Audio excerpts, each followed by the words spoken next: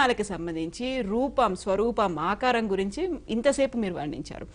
ఆ పురాణాల్లో పర్టికులర్గా వినాయక విగ్రహం విశిష్టత ఏంటి? దానికి ఎలాంటి విగ్రహాన్ని పూజించుకోవాలి, ఏం చేయాలి? మనకి చాలా కలర్ఫుల్గా అయితే కనిపిస్తుంది, చాలా వైబ్రెంట్ కలర్స్తో ఉన్నాయి, మనకి కనువిందుగా ఉన్నటువంటి రూపాలు కనిపిస్తున్నాయి. పర్టికులర్గా పురాణాలకు సంబంధించి ఎలా ఉందండి?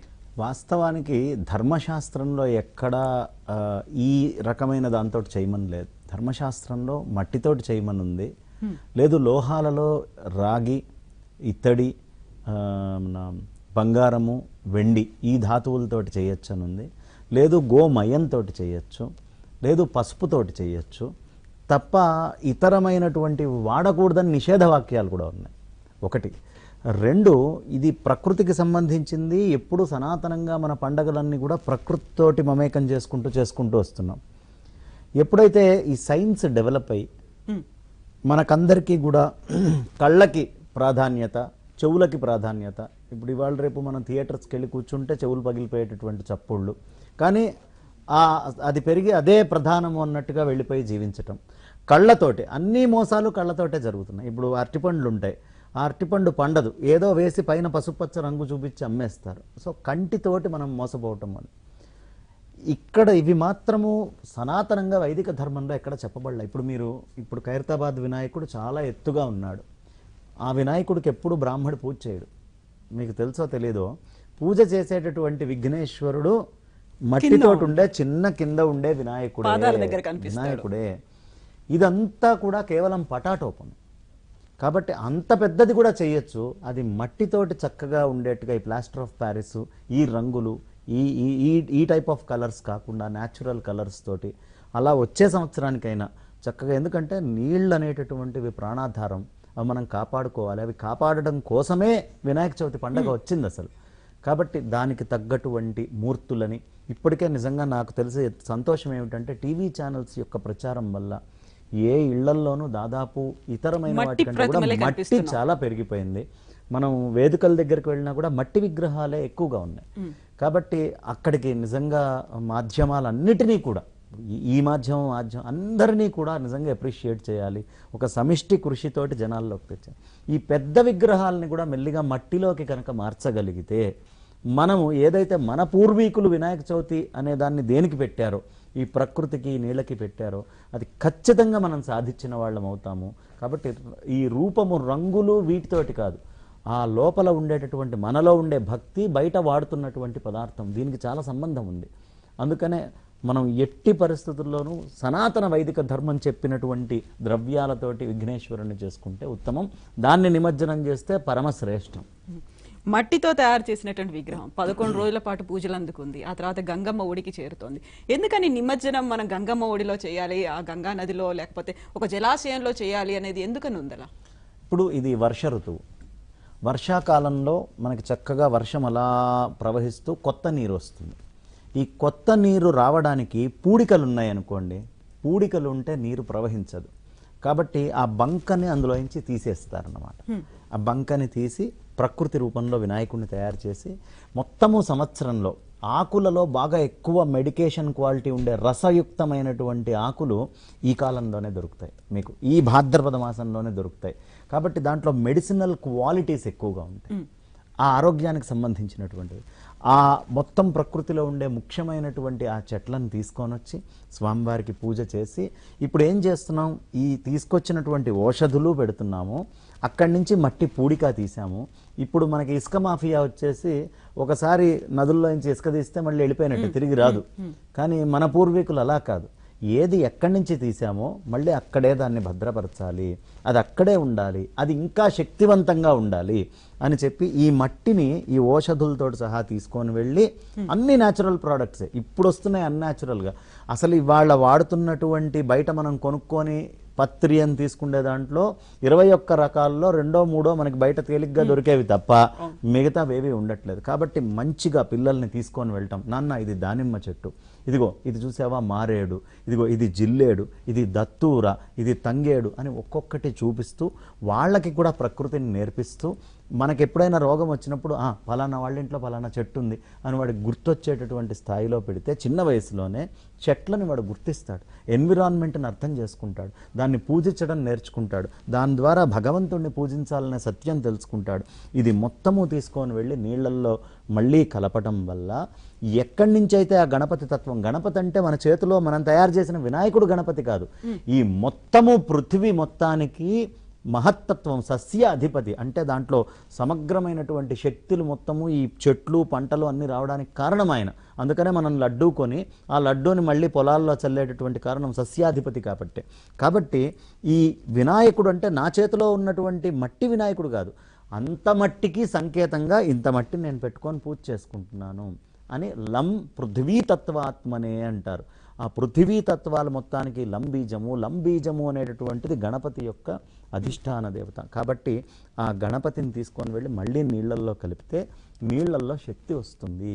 మనము ఈ వర్షాకాలంలో వచ్చేటటువంటి రోగాలు, ఎక్కువ రోగాలు వర్షాకాలంలో వస్తాయి. మీరు హాస్పిటల్స్కి వెళ్ళి చూసి డేటా తీసి చూస్తే ఎక్కువ ఉంటుంది. కేరళలో మొన్న ఫ్లడ్స్ రాగానే రోగాలు అంటే నీటికి తప్పుగా కనుక ప్రవహిస్తే అది రోగభూయిష్టమై ఉంటుంది.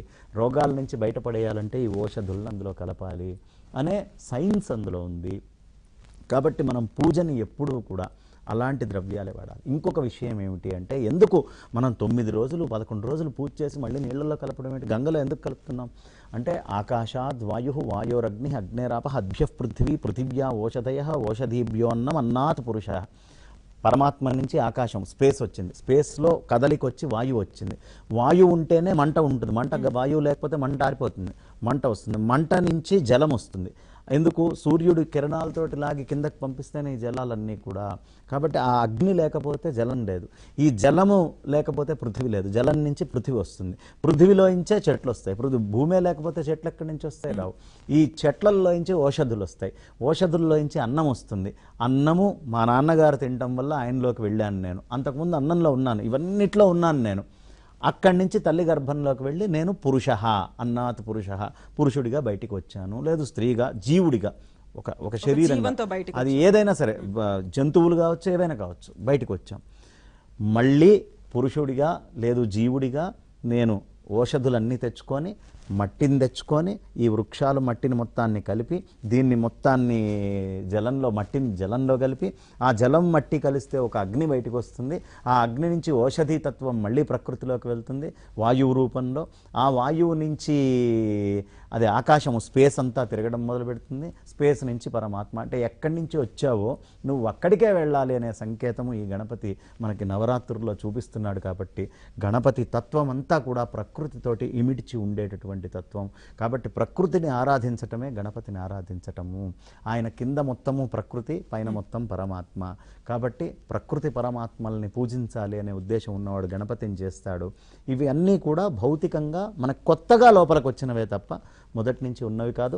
ఆకారాల్లో కూడా బాహుబలి గణపతి అని, లేదు ఇంకొక పొలిటికల్ గణపతి అని, ఇంకొక ఐటీ గణపతి అని, ఇవన్నీ కూడా పెట్టడము శాస్త్ర విరుద్ధము. ధర్మశాస్త్రం ఏం చెప్పిందో ప్రతిదానికి ఓ సంకేతం ఉంది, అలాగే పెట్టాలి. అది ఖచ్చితంగా మనం అందరం తెలుసుకోవాల్సిన అంశం అమ్మ. మనకి విజువల్స్ లో చాలా క్లియర్ గా కనిపిస్తుంది. ఒకవైపు పోలీస్ డిపార్ట్మెంట్, మరోవైపు జిహెచ్ఎంసీ, ఎక్కడ ఏం పడ్డా ఇమ్మీడియట్ గా తొలగిస్తున్నటువంటి కార్యకర్తలు కనిపిస్తున్నారు. వీళ్ళందరూ కనిపిస్తున్నారు. ఒక సమిష్టి కృషి అనేది కనిపిస్తుంది. అట్ ద సేమ్ టైం భగవంతుడు, ఆ వినాయకుడు కూడా అనుగ్రహం ఉన్నట్టుంది. నిన్నటిదాకా అల్పపీడన ప్రభావం, ఎక్కడ వర్షం పడుతుందో ఏమో తెలియదు, ముసుర్లు పడుతున్నాయి. సో ఇప్పుడు చాలా క్లియర్ గా క్లౌడ్స్ అన్ని క్లియర్ అయిపోయాయి, ఎండ కూడా చాలా బాగుంది. సో అనుగ్రహం కూడా కాదమ్మా, చక్కటి వాతావరణం, ఎంత ఉంటే ప్రశాంతంగా ఉంటుందో అలా ఉంది. అదేమ్మా, అది ఎప్పుడైనా గణపతి తత్వము అనేటటువంటిది వర్షం చూడకుండా గణపతి వేదిక ఏది బయటికి వెళ్ళదు. మంటపం వర్షం చూడాల్సిందే. కాబట్టి అలా ఆ ప్రకృతే. నవరాత్రుల్లో ఏదో ఒక రోజు వర్షం పడుతుంది, ఒక రోజు కాదు అసలు దాదాపు వర్షం చూస్తారు. అందరు పిల్లలు వర్షములో ఎలా గణపతిని కాపాడుకోవాలనేటటువంటి దీంట్లో ఆ మంటపాల్లో చాలా కొత్త కొత్త టెక్నిక్స్ కూడా నేర్చుకుంటూ ఉంటారు. వాళ్ళు దేనితోటి మూసేయచ్చు, కాపాడచ్చు, కవర్ చేయొచ్చు. వాళ్ళకి ఒక ఇంజనీరింగ్ స్కిల్ అనేది డెవలప్ అవుతుంది. కాబట్టి ఆటోమేటిక్గా గణపతి మనకు అనేక విషయాలు నేర్పిస్తూ ఉన్నారు. ప్రకృతి చాలా ప్రశాంతంగా ఉంది, ఆనందదాయకంగా ఉంది. గణపతి కూడా ఈ సంవత్సరం నిజంగా చాలా ఆహ్లాదంగా ప్రశాంతంగా అయిందండి. గణపతి ఉత్సవం అంతా కూడా ఇలాగే చక్కగా జరుగుతూ ఉండాలి. గణపతి యొక్క సంపూర్ణ అనుగ్రహం ఆశీస్సులు ఏబిఎన్ చూస్తున్నటువంటి ప్రేక్షకులకైనా సమస్త మానవాళికైనా పరిపూర్ణంగా ఉండాలి అని నేను మనస్ఫూర్తిగా కోరుకుంటూ ఉన్నాను. ఇప్పుడు మనకి అక్కడ చిన్న పిల్లల దగ్గర నుంచి పెద్దవాళ్ళు ఆ డాన్స్ చేస్తున్న వాళ్ళలో కూడా ఏజ్ తారతమ్యం అనేది కనిపించదు. నేను పెద్ద ఏజ్ లేకపోతే నేను చిన్న ఏజ్, నాకు స్టెప్స్ వచ్చు లేదు నాకు డాన్స్ వచ్చు అనేది కూడా మర్చిపోయి ఒక భేదభావం అనేది లేకుండా కూడా అదొకటి. ఇంకో ఆస్పెక్ట్ ఏంటంటే ఫ్రెండ్షిప్స్ అనేవి డెవలప్ అవుతున్నాయి, ఒక యూనిటీ అనేది కనిపిస్తుంది. కొత్త వాళ్ళతో కూడా పరిచయం లేని వాళ్ళతో కూడా కలిసి మాట్లాడుకోవడం, వేడుక చేసుకోవడం, ఒక యూనిటీని మీరు అన్నట్టుగా మనం డిస్కషన్ స్టార్టింగ్ లో పెట్టుకున్నాం. గంగాధర్ తిలక్ గారు స్టార్ట్ చేసినటువంటి దాన్ని ఆ పరంపర అనేది ఇలాగే కొనసాగుతుంది. మనకి చాలా వరకు బయట నుంచి వినిపిస్తున్న మాట మన సంస్కృతి సాంప్రదాయాలు వెస్టర్నైజేషన్ తో అన్ని మారిపోతున్నాయి, పండుగలు ఇవన్నీ పోయాయి, మన వేదాల్లో ఏదైతే ఉందో అది కనుమరుగైపోయే ప్రసక్తి అది కనిపిస్తోంది, ఆ పరిస్థితి ఏర్పడుతోంది. నిజంగా ఈ రోజు ఈ వాతావరణం నిమజ్జనోత్సవం చూసిన తర్వాత అది ఉంటుంది అనుకోవచ్చా, లేకపోతే అది జస్ట్ ఒక ట్రాష్ గా కొట్టి పారేయాలంటారు? అంటే చాలా మటుకు జనాల లోపల ఒక ఉత్సవ వేడుకలు ఇవన్నీ మార్పులు స్పష్టంగా మనకు కనిపిస్తున్నాయి, దీంట్లో అనుమానం లేదు. కానీ వైదికము చెప్పింది చెప్పినట్టుగా జరగట్లేదు.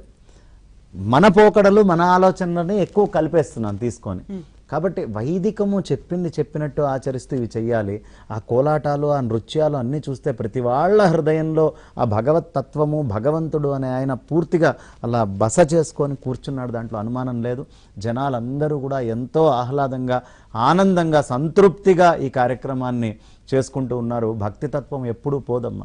సనాతన వైదిక ధర్మం యొక్క గొప్పతనం ఏమిటి అంటే అది ఎంత స్థితిలో అయినా అట్లా చిగుళ్ళోడ్చి నిల్చొని ఉంటుంది. కొన్ని వేల సంవత్సరాల దాడులు జరిగినప్పుడే ఈ వైదిక సంస్కృతిని ఎక్కడా ప్రపంచంలో జపాన్, జర్మనీ, బ్రిటన్ వాళ్ళందరూ ప్రత్యేకంగా కమిటీలు వేశారు. ఒక చిన్న రెండో ప్రపంచ యుద్ధం వస్తేనే మన స్కూల్స్ అన్ని పోయి మన ఎడ్యుకేషన్ మన ఇన్ఫ్రాస్ట్రక్చర్ నాశనమైంది. ఇండియాలో ఆ వేద విద్య ఇవన్నీ వీళ్ళు వేల సంవత్సరాల దాడులు జరిగినా ఎలా కాపాడుకున్నారు అని వేసినప్పుడు వాళ్ళకి స్పష్టంగా అర్థమైంది ఏంటంటే మన వాళ్ళు మౌఖికంగా చెప్పడము, ప్రకృతితోటి కలిసి జీవించడము ఇది చాలా ప్రధానమని చెప్పారు. ప్రకృతితోటి కలిసి జీవించాలి. ఇప్పుడు అది మనం మిస్ అవుతున్నాం. ఎందుకు ప్రకృతితోటి కలిసి జీవించడం అంటే ఒక ఊరి మీద సైన్యం దాడి చేయడానికి వచ్చినప్పుడు ఊళ్ళో ఉన్న జనమందరూ అడవులోకి వెళ్ళిపోయేవాళ్ళట. అప్పటికప్పుడు చుట్టుపక్కల ఉన్న చెట్లు అవి కొట్టి పాకలు వేసేసుకొని అక్కడే పాఠాలు చెప్పుకోవడం, అక్కడే స్కూల్. సో లోపల సాఫ్ట్వేర్ని ఎవరు దెబ్బ కొట్టలేకపోయారు. హార్డ్వేర్గా ఊరు పోతే మాత్రం నష్టమే ఉంది. అలాంటి ఊరు 2 రోజుల్లో కట్టేయడం ఎలా అనేది మన వాళ్ళు నేర్చుకున్నారు. అందుకని మన విద్యలు నాశనం కాలేదని రిపోర్ట్ ఇచ్చిన వాళ్ళు మనం కాదు, దీని మీద రిపోర్ట్ ఇచ్చినటువంటి వాళ్ళు విదేశీయులు. కాబట్టి మనం ఖచ్చితంగా ప్రకృతితోటి మమేకమై జీవించటం ఎలా అనేదే మన ధర్మశాస్త్రం చెప్తుంది. మన వైదిక శాస్త్రాలన్నీ కూడా అదే చెప్తాయి. అలా ప్రకృతి నుంచి దూరం కాకుండా జాగ్రత్తగా జీవించే విధానాన్ని మనం నిజంగా ఈ వినాయక చవితి నుంచి నేర్చుకోవచ్చు. ఆ స్వామివారి యొక్క నిమజ్జనాలు ఉత్సవాలు ఇంకా వైభవంగా ఇంకా శాస్త్రీయంగా జరగాలి అని నేను కోరుకుంటూ ఏబిఎన్ చేసినటువంటి నిజంగా ఇవాళ నేను ఇక్కడ కూర్చొని ఆ ఖైరతాబాద్ గణపతి కానీ నిమజ్జనం కానీ చూశాను. ఇంకా అనేక మంది ప్రేక్షకులు చూశారు అంటే ఎక్కడెక్కడ ఉన్నవాళ్ళు అది మీ యొక్క కృషి, మీ టీం యొక్క కృషి. కాబట్టి సమిష్టిగా అందరినీ నేను చెప్తూ ప్రతి ఒక్కళ్ళకి ఈ నిమజ్జనోత్సవ శుభాకాంక్షలు చెప్తూ స్వామి రాక కోసం మళ్ళీ ఎదురు చూద్దాం.